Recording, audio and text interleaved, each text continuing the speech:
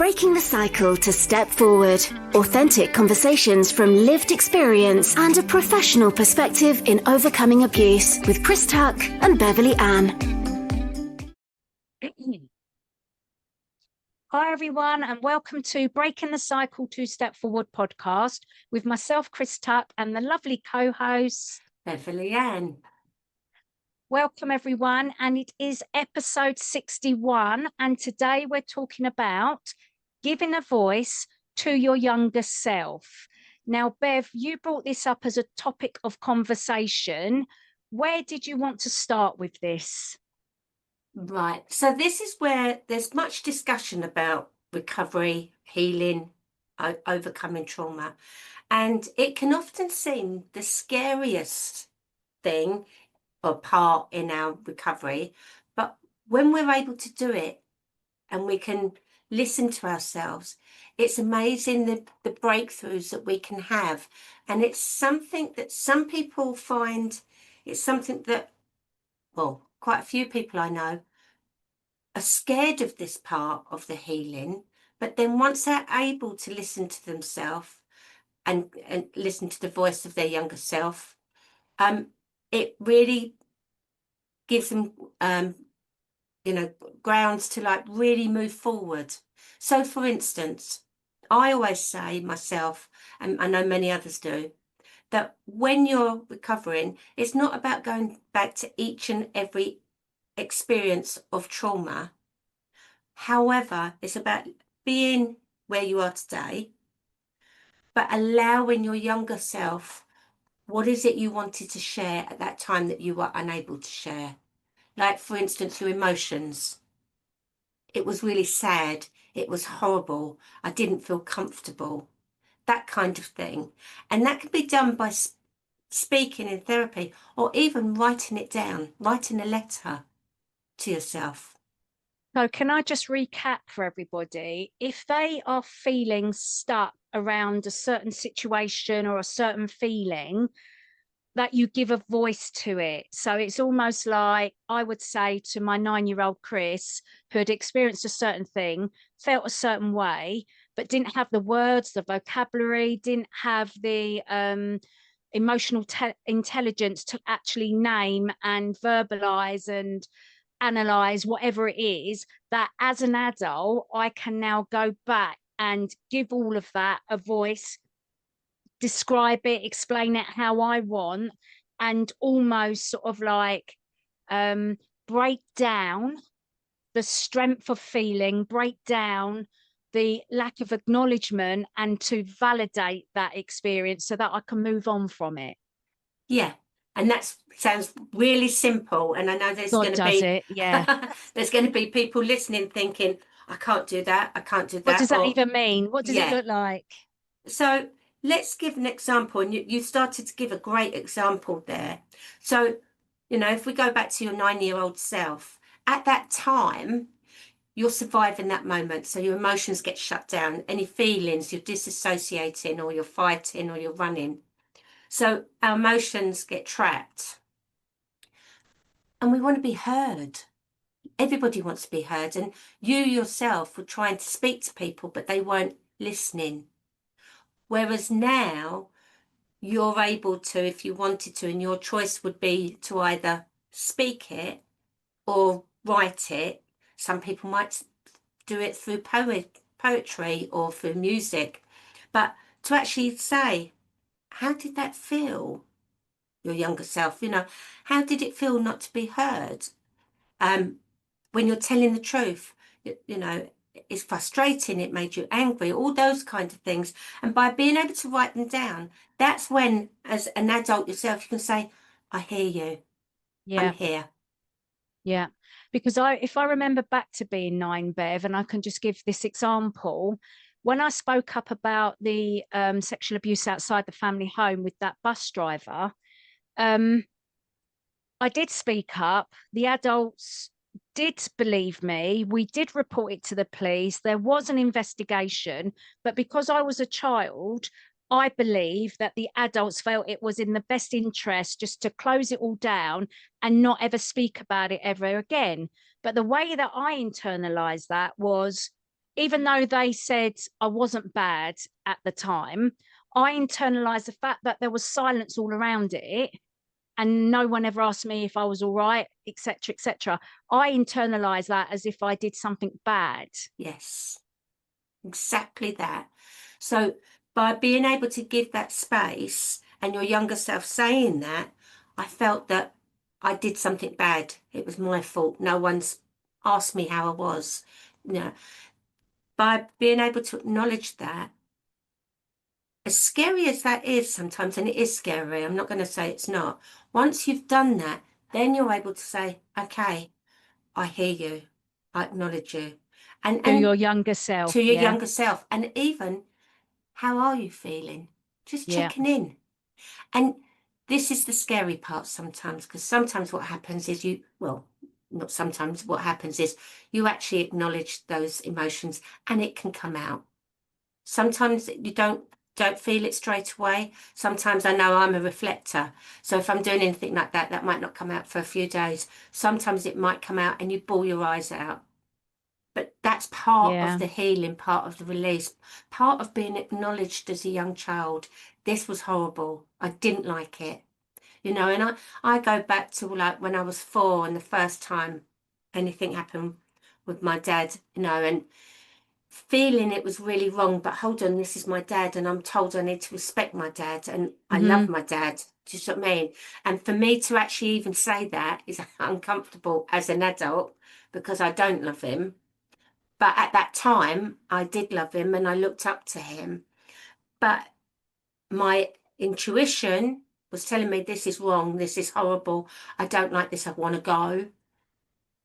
And it made me for years really question my own intuition, and our intuition is there to keep us safe. But it was like, well, I must be wrong. And I've really had to work on that. But again, as a child and you've got your caregivers, you wouldn't think anything different, would you, than what you're living with? It's your normal. And we spoke about this many times before.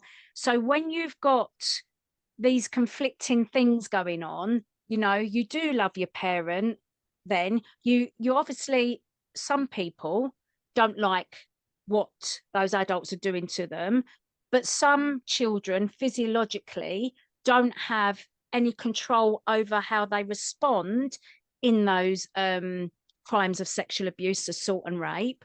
So their bodies may be showing them that they're enjoying it. And this is no judgment. This is just biology, physiology. And then there's conflict all around that. Well, I know it was abuse potentially, especially as an adult, but I remember, not me, but some people say, I remember that I enjoyed it. And there's all of this conflicting narratives going on for victims of sexual abuse, let alone the judgment that comes outside from society. And we've spoken about this many occasions on different podcasts about how should we feel. Well, Yeah. no one knows because we're all going to feel different. However, we also know that if we enjoyed it or not, there's no right way of responding because you will just respond how you respond. And if you do have different thoughts and feelings about, are you gay, are you straight, I enjoyed it so it must be okay, am I going to be abuser because I've been abused, any of those kind of thoughts, we should be able to know that we can get help and support around all of that. But there seems to be a chasm in getting access to that information, that if you've gone through this, you may be thinking and feeling this, and it's okay to think and feel that way, but here's your help and your support. And that is something, giving a voice to our younger self is so important because even today, and this is a bit of a rant, there is not that information Yeah. publicly aware, No. Yeah. and I'm not diminishing any abuse in any way. But if we look at, say, road safety, I'm just Yeah. giving an example, so I don't want to offend anyone. We've grown up with information about what's safe, what's not. You Yeah. know, even yesterday, I saw somebody was upset because their child, there was a discussion in their young school about keeping safe. And they were like, I not having my child participate in that. You're Yeah. sexualizing my child. And I'm like, no, sadly, it's not to sexualize your child. It's to say that your body is yours. It's Yeah. okay. If something feels wrong, then it is wrong for you. It's part of prevention and protection, isn't it? And we just Yeah, want to reiterate that in the UK, any sexual activity with a child under the age of 16 is a crime. yeah, They cannot consent. yeah, Full stop. How that child then responds to anything they go through is just going to be normal for them. And they need help with trying to decipher their thoughts and feelings around what has happened to them. And we need to, as a society, make sure that we talk about all of this so that they don't grow up like Bev and like many other victim survivors out there, questioning their sexuality, their response, what they are going to go on to do or not, how they live their lives through coping mechanisms, whether they're negative or positive. We need a balance, and often we are on one end of the spectrum or the other. We need to be able to break the silence and the taboo so that anyone that has gone through this then can heal in the best way for them. But whilst we haven't got that information and the understanding there, then we are all going to grow up with confusion around and conflicting emotions and information around all of this. Is that fair to say? absolutely, Chris, and so well said. Because at the end of the day, what's really sad, and I see it a lot even today, that when young people speak up, it's still an evidence-based crime. That people want the evidence, they want to listen, they don't want to. They it's the only crime that we question the Yeah, victim. yeah, yeah, If someone's been punched in the street, we don't say, oh, are you sure you've been punched? yeah. Where's the video evidence? Where's this? Where's Yeah. that? But when it comes to sexual abuse, we do question the victim. We don't question the perpetrator. And this is something that we need to change. We need that public information everywhere about how to support someone as well who is speaking up. Yeah, yeah. So, I've been writing posts on the ICSA recommendations for 8 days now. So I've got 12 more days to go. But ICSA recommendation 4 is all about the public awareness campaign. And I can't reiterate this enough, that this needs to happen like quite pronto. Well, it should have happened yesterday, like decades ago. Yeah. Just like the drink driving campaign, the Yes. seatbelt campaign, Yes. the crossing the road campaign. We all need access to this information publicly so that we don't have to keep having these conversations, Bev, Absolutely. Can I just share with you the Gabor Mate stance perspective on trauma, and then we can discuss this further and take it back to how would you speak to your younger self? Yeah. Is that all right? So Gabor Mate, if you don't know him, is a physician and author. He speaks extensively about trauma, especially in relation to addiction, mental health, and physical illness. His perspective is trauma is not only about what happens to you, but about what happens inside you as a result of what has happened. So some of these key ideas: trauma is not the event itself. It's it isn't just the external bad thing, e.g. abuse, neglect, or loss, but it's the internal wound that is left behind. So two people can go through the same event, but whether it becomes traumatic depends on how it's experienced and whether the person had support and safety. So when someone discloses like I did, even though those caregivers around me probably felt that they did the right thing at the time, it left that wound within me because no one spoke to me about it. It almost was that thing that happened and then there was pushed under the rug, under the carpet. So there's the wound that was left. Yes. Yeah. And yeah.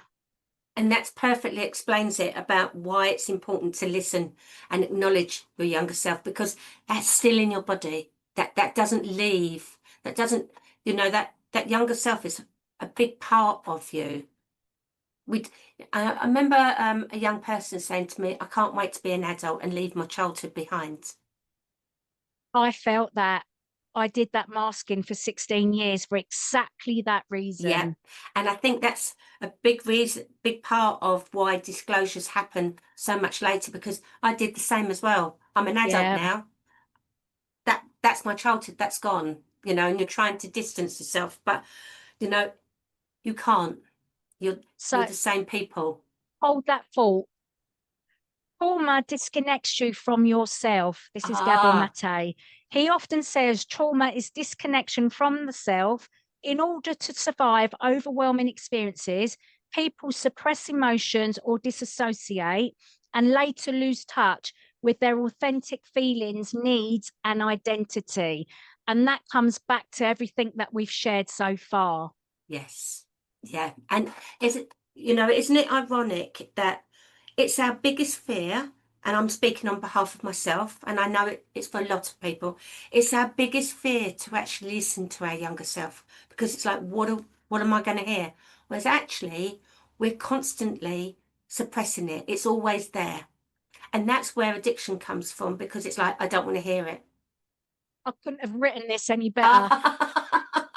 Addiction is rooted in trauma. Mate argues that addiction is not a choice or a genetic disease, but a coping mechanism to soothe pain. Instead of asking why the addiction, he asks why the pain. And he links that pain almost always to trauma. And there again, we were talking about the wounds that are left behind because of the people around you not doing the right thing. And sometimes they don't know what the right thing is.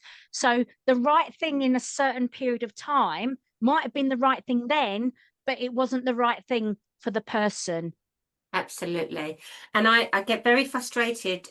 We hear it time and time again. And I know we've said this before, but when you hear the comments, oh, that happened a long time ago, or how do you know it's true? They're just saying it. Do you see what I mean? Yeah. Or like because the adult's a really upstanding person. Oh no, they're really lovely. Do you see what I mean? They wouldn't do that. And no one's thinking, well, hold on, what support are you giving to this child?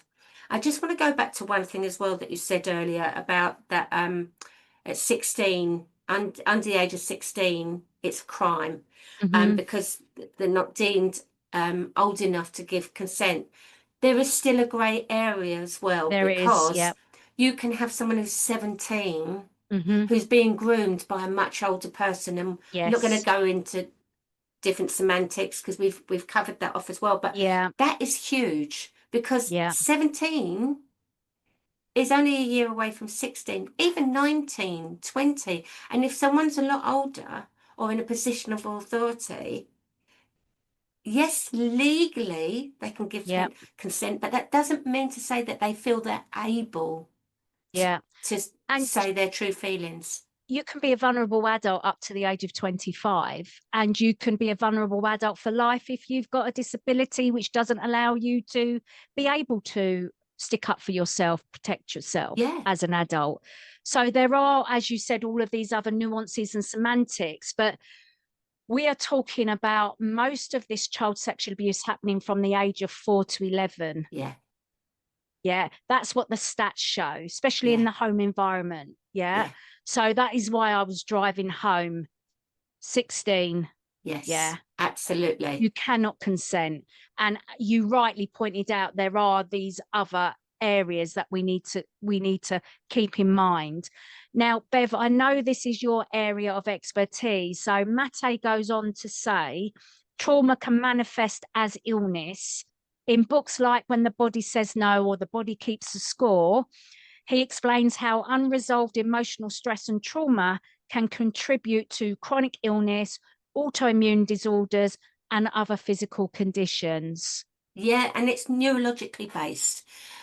When you say and psychosomatic, when you say those words, sometimes people are like, "Oh, it's just in the mind."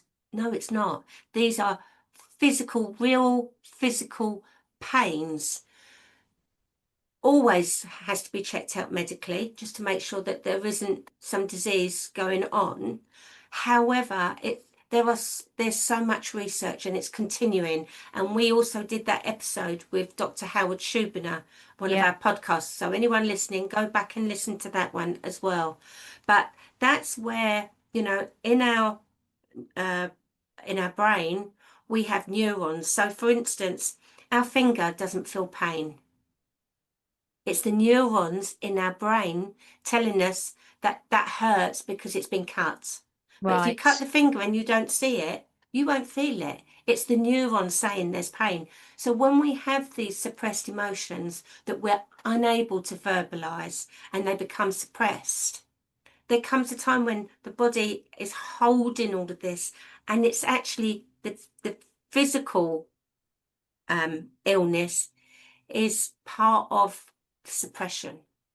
Well, any physical illness is showing you that there's something wrong, deeply wrong. Your body's highly stressed, overwhelmed, it can't deal with it, so it's showing up in some way. And that's, when you think of migraines, and, I remember when I was suffering hugely with migraines, and then someone approached me because I was taking my medication in, and the pharmacist was saying to me, "Oh, this starts from your stomach." I was like, "No, it's my head. It's a migraine." I understand now why it's happening. It's because where it is it's severe stress. And it does start from the stomach, and it's where your stomach's shutting down, and then you're unable to digest. Your eyesight may go funny. I know I can't see out of one eye. I feel sick and this blinding headache. And it was only when I was able to start recognizing, the build-up, not when it was actually a migraine, the build-up. And again, this is about being able to acknowledge ourselves and listen to ourselves and listen to our body, which I'm not saying that, just because you've listened to this, you're going to start doing it. But there are some fantastic books out there. Gabor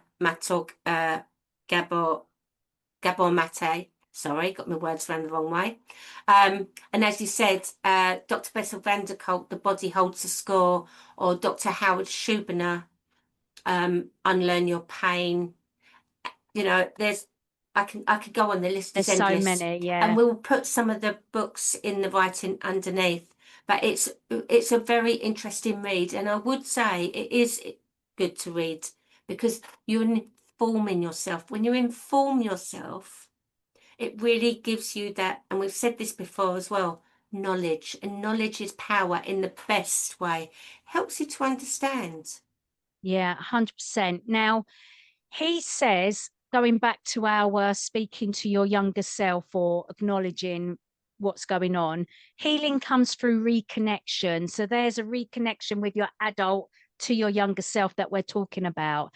And he's saying healing trauma involves reconnecting with self and others and with the body. And there's so many survivors that I've personally worked with over the years that have just said, they don't feel like they're in their body. They don't feel like they've got control of their body, that they just feel really disconnected. And he emphasizes that people don't need to be fixed, but rather need conditions that allow their natural self-healing capacity to emerge. Yeah. And that's beautiful. And that comes back down to nurture. Yeah. And the self-care. And it's something, some people say to me, all you ever say is self-care. But the reason why I say it is because we don't know what it is, and we have to learn it. We have to learn how to nurture ourselves. And what works. Absolutely. Because what works for you might not work for me. And also recognizing, you know, like earlier on, we were doing a recording and we had to stop because my brain couldn't take it on. Well, nor mine. We were just not on the right page together, was we? Because No, we've got so much going on in our own lives. We started on a topic and it just didn't feel right. no. And but it's okay. Yes. And it's about acknowledging that. So, and then when we finish this, I will take time away to sit quietly. Whereas in the Yeah. past, when I was much younger, I would have moved on to the next thing. Yeah. Yeah. Just to finish up this particular section, he said childhood experiences, this is Gabon Mate again, are central. He highlights that trauma often begins in childhood, sometimes not through overt abuse, which we talk about, obviously, because our topics are mental abuse, physical abuse, neglect, sexual abuse. So these are overt. He says, but through subtle misattunement, like a parent being emotionally unavailable. Now, I can actually say that sometimes, especially in the past, I've been emotionally unavailable to my children because I didn't know any different, because Yes. I didn't pick up those books. I didn't read them because I didn't know I had to read them. I didn't Yes. know that as part of my recovery that I would need to understand this thing called trauma and its impacts and recovery. I didn't know I had to do any of that. So I was emotionally unavailable at some stage. So inadvertently, I've now caused my children small t trauma. But I think if you look at all families, this goes on to some extent. Absolutely. This is where I'm an advocate for parenting support for all families. You Yeah, know, and I I'm back that. I'm a big advocate for that. Not to judge anyone, not to No, point fingers, but you know, we don't have the communities that we used to have where you've got bigger families supporting us. You know, we don't have that necessarily. And often we're isolated because people move to different areas. And I think it's so important. I really think it would be a great support structure for families per se. But you know, when you're talking about that, you know, when we think of child development as well, you know, child development, when we look at abuse, okay, if we look at physical abuse, we look at sexual abuse, the biggest figures are between the age of 4 and 11. And think of the development that's happening in the child, in their learning, in their styles of attachment with their caregivers from birth. yeah, You know, no wonder it's a big part of us as adults. yeah, And the yeah. more we try to disassociate from it, the more disassociated we become. But the medical model as well, Bev, it's not set up to even like, I didn't know about the inner child. I didn't know that I needed to reconnect with my younger self and give voice to everything as part of my healing journey. Because the medical model just doesn't even look at that. And And when, Mate goes back to say trauma is a root cause behind human suffering, disconnection, and illness. And his work and our work is about recognizing the wounds with compassion and creating pathways back to the authentic self and wholeness, balance. and when I very first heard that word of inner child, inner self, I was Yeah. like, that's too woo-woo for me. Yeah. What you going on about, mate? Come on. But then when I looked at the science to understand it, Yeah. that's where I come from. You know, I understand it now. Oh, that's a big part of my development that I didn't actually get. I didn't have Yeah. a normal child Linear. linear Yeah. childhood development that we like to subscribe to every child. And that's where it's important when we talk about trauma and people start to understand the impairment of the child development. Yeah. That's the part that really hooked me. Once I started Yeah. to understand it, it was like, oh, it's not that there's something wrong with me. Yeah. It's just I've learned to adapt in dangerous scenarios because childhood for me was dangerous. It wasn't a safe place. Yeah, 100%. And I think that as a cultural shift, we need to have this information available to anyone that feels that they need it because they're stuck because of what's happened to them in childhood. And I just think that everyone, as part of the curriculum in school, we should just have a class for everyone where we stand up and we say, right, this is what normal childhood looks like as per the models, as per the learning. And if you have experienced any of this, and this, you may be feeling or experiencing this, and this. And if you want help, here's the help and support. Yeah. And I think everyone needs that base knowledge. Absolutely. And you could start, there's one of the simplest places to start is asking, is anyone in the swim ever feel anxious at all? Yeah. Yeah. Why? Yeah, well, even if they don't know why at that time, Yeah. what's happening to you when you feel anxious? I know what happens to me. I know, but I remember I had a conversation with a young person not that long ago, and I was speaking to them about anxiety, and they said, "No, I don't have anxiety." I said, "What does anxiety looks like to you?" And they said, "It's when you can't breathe." Yeah. And I said, "Okay." Said, "Are you aware that anxiety can look very different for different people? And this is what I see coming out in you." And then they were like, "Really? I didn't understand that." Yeah. Yeah. And now once I've got an understanding, I'm not saying it stopped, but they're No. able to think, they're learning, okay, what can I do in that time? So that it doesn't go from anxiety to crisis. Yeah. But this is, So we don't simple. know what we don't know. Yeah. So Absolutely. that's why I really want to push that we need this baseline of education, because when we've got that baseline of education, we can do things differently. We can have the ability to respond to what is going on for us. Absolutely. And also, if we're able to understand it at a younger age, Yeah. we're we're able to access our emotions much quicker. And one of the bits, dissociative disorder, that's the medical term for it, but we can help start preventing that on such a scale that is being diagnosed, because it can be very disabling when actually it's an impact of trauma. Yeah. Yeah. So to finish up, what's your last thought on this, Chris, before we finish up on this podcast session?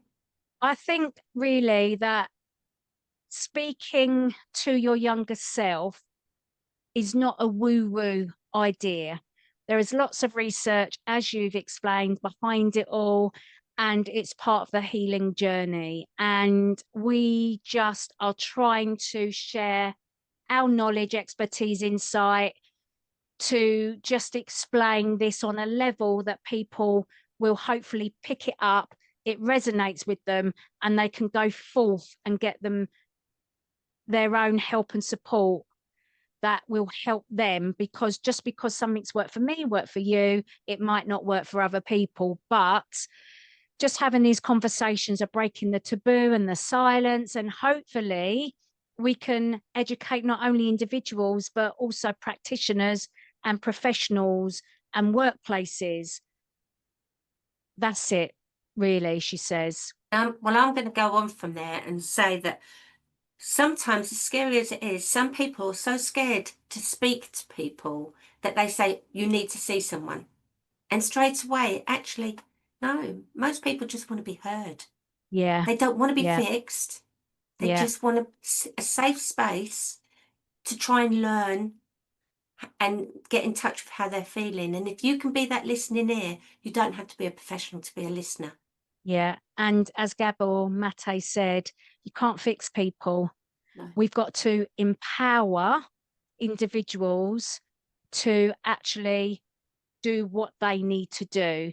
So I was thinking about this morning. It's completely it was completely unrelated, but now it's not.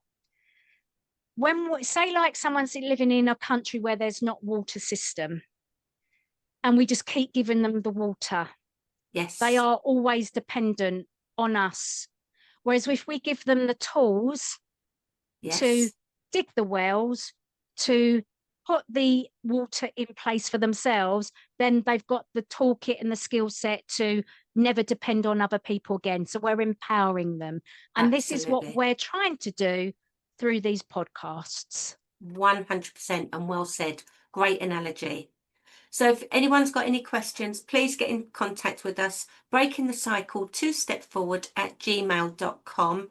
We will add some of the books that we've mentioned underneath so that you can follow them up and you can have a read yourself. If there's any other books that you read, let us know. We'd like to share that information as well. So thank you very much, as usual, for listening to us. And it's goodbye from me. And goodbye from me. Bye-bye. Bye, everyone.